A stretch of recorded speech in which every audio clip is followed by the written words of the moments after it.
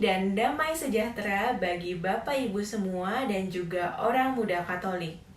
Perkenalkan, nama saya Michelle. Hari ini saya akan membawakan renungan dari Markus 2 ayat 13 sampai 17. Perikop berjudul Lewi pemungut cukai mengikuti Yesus. Pada perikop ini diceritakan bahwa Yesus duduk dan makan bersama dengan seorang pemungut cukai. Seorang pemungut cukai pada zaman itu adalah seorang yang suka memeras orang. Memeras dalam hal mendapatkan uang dari pajak yang sudah dibayarkan oleh masyarakat.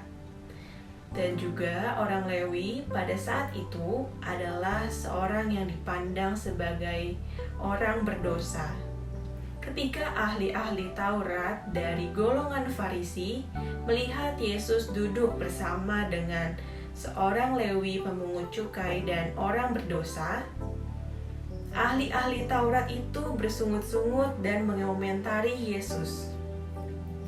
Mereka berkata, mengapa Yesus mau duduk bersama dengan orang-orang pemungut cukai dan orang-orang berdosa?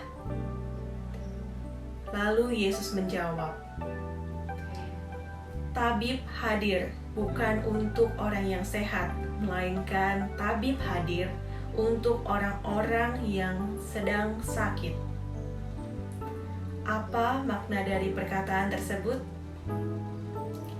Yesus ingin menyampaikan bahwa Yesus hadir di muka bumi ini sebagai seorang juru selamat, sebagai seorang pembawa kabar sukacita, sebagai seorang yang menyelamatkan dan membebaskan manusia dari belenggu dosa.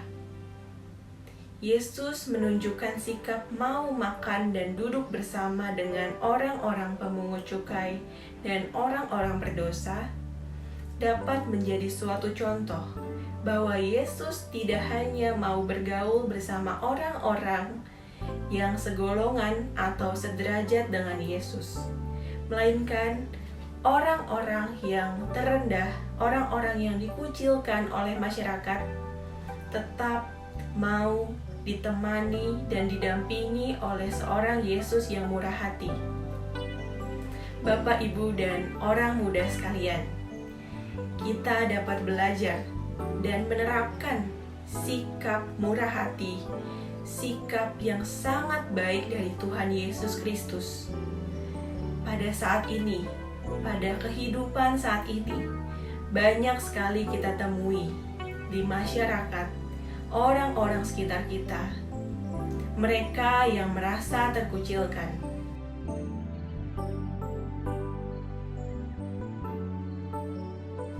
Mereka yang jatuh ke dalam dosa. Dari situ kita bisa belajar.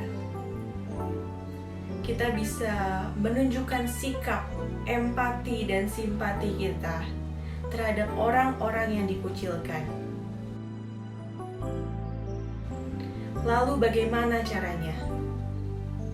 Caranya yang paling mudah kita lakukan adalah menanamkan sikap empati dan simpati.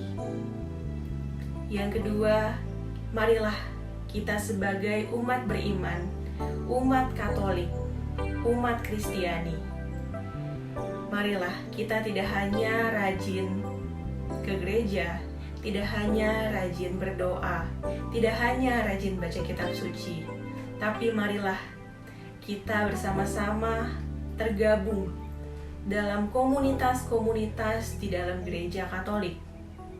Sangat banyak pilihan komunitas yang bisa kita pilih. Dari mulai karismatik, dari mulai Legio Maria, dari mulai Taize, dan juga beragam komunitas Katolik lainnya yang bisa saja salah satunya menjadi minat kita. Saya yakin dan percaya bahwa kita memiliki posisi masing-masing, memiliki tujuan masing-masing dalam hidup di dunia ini.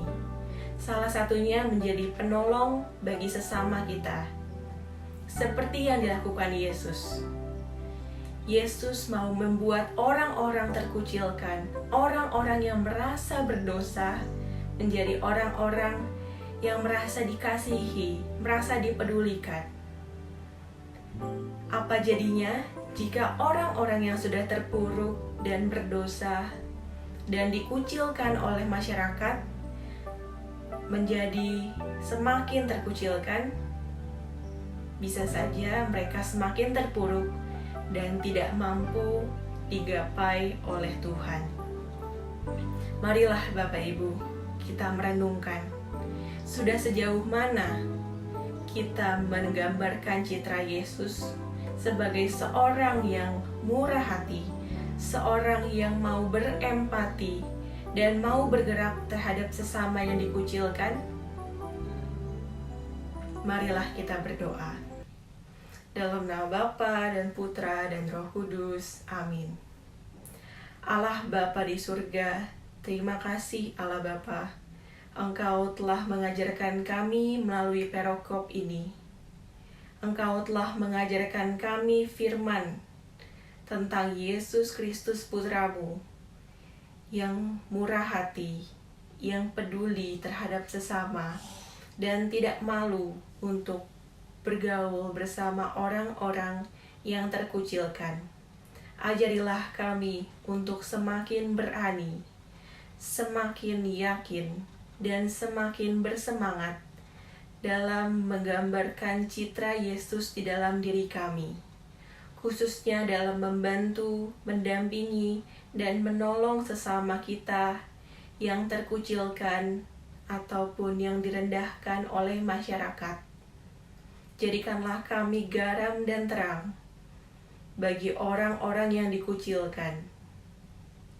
Sertailah kami selalu hingga akhir zaman. Amin. Di dalam nama Bapa dan Putra dan Roh Kudus. Amin. Terima kasih Bapak Ibu sekalian, dan semoga Tuhan Yesus memberkati dan menyertai kita semua.